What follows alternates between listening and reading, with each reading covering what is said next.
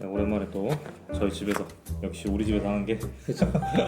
따뜻한 봄 네. 날씨에 마지막으로 이제 우리 하나님 이미지 치유하기 마치려고 하는데 너무 재밌게 잘 읽었습니다. 이거 덕분에 진짜 저도 새로운 관점으로 많이 생각하게 된 계기였던 것 같아요. 쉬운 주제인 것 같지만 이제 좀 깊이 생각해 보면 결코 쉽지 않고 내가 어떤 선입견에 많이 사로잡혀 있었구나라고 하는 걸 또 교정해주는 아주 좋은 네, 책이었습니다. 그런 좋은 책인 것 같습니다. 그 하나님을 생각할 때 네. 그 남성적이고 성경의 표현에서도 보면 뭐 아빠 아버지라는 얘기도 네. 나오고 그러니까 그걸 생각해봤을 때 하나님은 뭔가 남성적인 그런 시각으로 우리를 바라보고 좀 이렇게 일하시지 않을까라는 생각을 우리가 가질 수도 있겠는데 꼭 그렇지만은 않을 수 있다고 하는 거를 오늘 주제를 통해 좀 풀어가면 좋을 것 같네요. 오늘 주제가 하나님은 아버지입니다. 아니 그 이상입니다. 하나님은 어머니이기도 합니다. 라는 그 챕터를 우리가 나눌 건데 좀 저희가 언어를 잘 표현을 해야 될 것 같아요. 그쵸.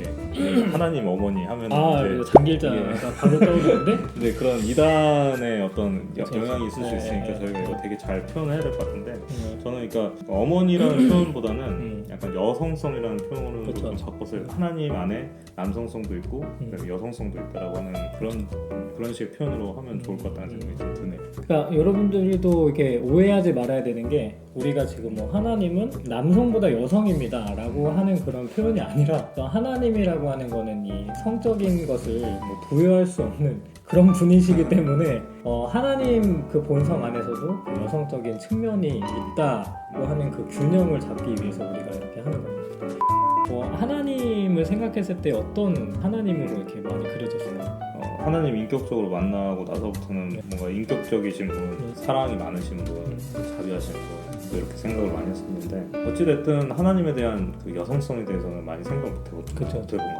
성경에서는 남성적으로 많이 표현되어 있으니까 나중에 이제 대학원 들어와서 이제 좀 그때부터 이 여성성이라는 거에 대해서 좀 주목을 하기 시작했고 어디서 저는 그 여성성이라는 걸 좀 이렇게 배우기 시작했다면 니체를 배우면서 사람들이 니체 되게 많이 오해하는데 니체가 그 여성성에 대해서 굉장히 강조를 많이 한 사람이에요. 근데 기독교 안에는 약간 남근성이라고 하잖아요. 그런 것들을 비판할 때 여성적인 비유로 많이 비판하거든요. 거기서 사실은 이제 많은 이제 신학자나 철학자분들이 굉장히 영향을 많이 받았었고 저도 사실은 거기서 되게 여성성에 대해서 한번 생각을 해봐야 되는구나. 그 하나님에 관해서 뭔가 남성적인 측면으로 자기도 모르게 각인된 사람들을 보면은 경험적으로 축적되어 있는 것을 그걸 통해서 하나님의 이미지를 이렇게 형성해 가는 것이기 때문에 그런 생각도 많이 드는 것 같네요.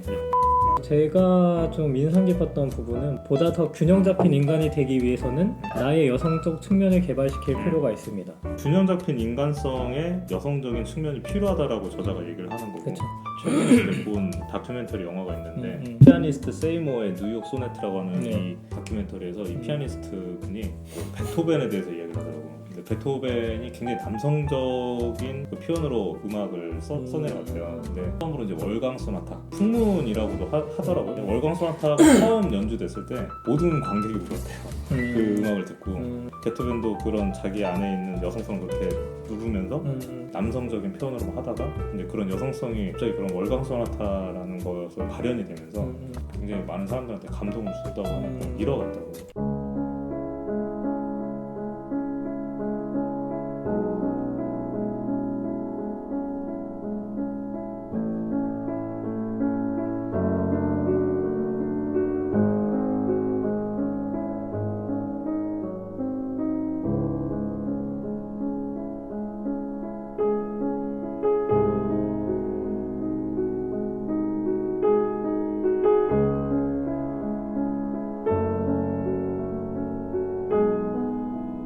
저희가 이제 남성이기 때문에 사실은 여성분들의 이미지나 여성분들이 가지고 있는 생각을 완벽하게 이해하기는 어렵잖아요. 그쵸.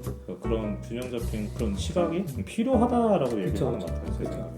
외부적인 것을 이렇게 접촉하기를 원하고 정복하고 소유하려고 하는 그런 이미지가 뭔가 남성의 이미지인 것 같아요. 구약의 하나님을 또 바라보면은 전쟁이나 이렇게 심판하고 취하시는 하나님의 그런 모성적인 부분도 나타나기는 하지만 찬양이나 이제 그런 것들도 보면은 하나님은 뭐 전쟁의 왕 뭐 이제 그런 것들도 하잖아요. 너무 하나님의 남성적인 측면만을 갖고 있는 사람들은 전쟁에 관한 뭔가 평화를 해치는 그런 행동들을 뭔가 정당화시키는 그렇게 돼버리는 문제도 있더라고요.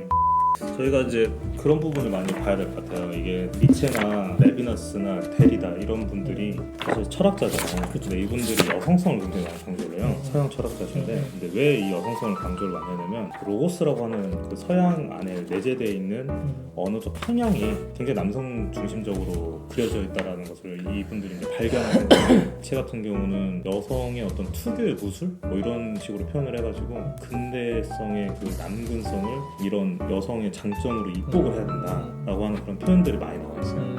처음으로 책을 썼을 때 니체의 여성성에 대해서 책을 썼었거든요. 처음에. 그런 게 그냥 단순히 철학적인 내용이 아니라 아 이게 신학적인 내용하고도 연관이 될 수도 있겠구나라는 생각이 이걸 보면서 제가 느꼈어요. 교회 안에서도 굉장히 남성 중심의 구조 이런 것들이 굉장히 많이 있고 또 이제 목사님들 대부분이 남성, 중직자분들도 대부분이 남성, 구조 자체도 남성 중심의 위계 질서 이런 것들이 만연해 있다 보니까 그런 부분에 있어서 공동체 안에서도 이 여성성이 굉장히 좀 뭐랄까 이렇게 억압을 받아오지 않았나 하는 생각이 많이 들어요. 페미니스트적으로 가면 안 되고 저는 그렇게 생각해요. 니체가 비판한 게 그거예요. 여성의 남성성이라고 얘기하더라고 페미니스트들이. 여성이 가져야 될 축의 우수를 잃어버린 여성 안에 남성성이 자리 잡아버리는 게 페미니스트라고 이제 니체 같은 경우는 약간 좀 그런 식으로 비판을 하거든요. 그래서 책에서 얘기하는 것처럼 이렇게 균형 잡힌 사고방식 그 이미지를 그려낼 때 남성적 이미지나 여성적 이미지가 균형 잡힌 이미지를 그려내야지 불균형 잡힌 남성적 존재 방식으로 하나님을 그려내면 왜곡된 이미지가 나타난다는 게 여기 나오는 것 같습니다.